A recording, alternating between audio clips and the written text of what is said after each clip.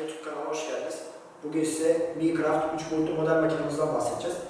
Model makinemiz genelde laboratuvar, sağlık ve kuyumculuk sektöründe kullanılmaktadır. Makinemizin iki farklı modeli mevcuttur. Ultra ve Professional serisi. Ultra serisinin 4 farklı modeli vardır. Ultra 125, Ultra 100, Ultra 80 ve Ultra 50.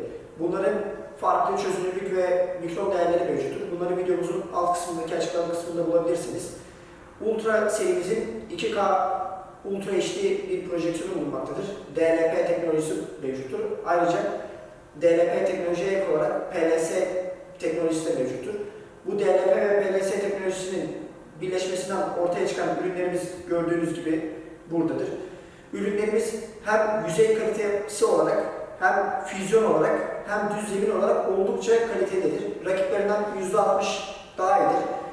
Bir model üzerinde hem düz yüzeyi hem füzyonu oldukça kaliteli bir şekilde görebilirsiniz. Videonun buradaki modellerimizde de görebilirsiniz.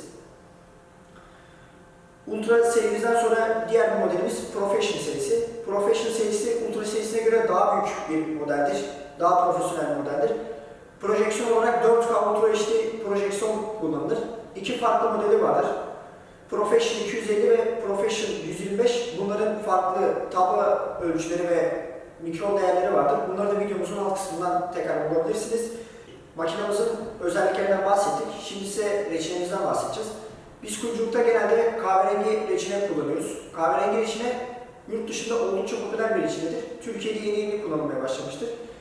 Bu reçine hem direkt olarak reçine halinde kauçuğa alınabildiği gibi hem de direkt olarak reçine halinde dökülebiliyor.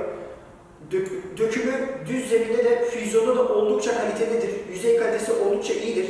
Burada da numaralarımızdan gördüğünüz gibi reçine halinde ve döküm sonucunu hep birlikte görebiliyorsunuz.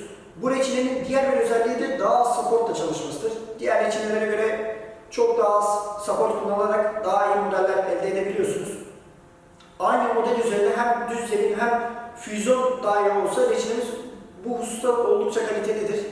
Reçinemiz kahverengi reçine ve sağlıkta kullanılan beyaz reçinelerimiz mevcuttur. Onlar hakkında bilgiye de videonun açıklama kısmından ulaşabilirsiniz sağlıkta kullanılan reçineler için. Şimdi size Minecraft model makinemizden bahsettik. Daha sonraki videolarımızda Minecraft model makinemizin kullanımı, kurulumu hakkında sizlere bilgi vereceğim. Daha sonraki videoda görüşmek dileğiyle. Hoşça kalın. Makinemiz hakkında daha detaylı bilgi almak için Instagram ve Facebook hesaplarımızdan takip edip numunelerimizi görebilirsiniz. Detaylı iletişim için mail adreslerimizden bize ulaşabilirsiniz. Hoşça kalın.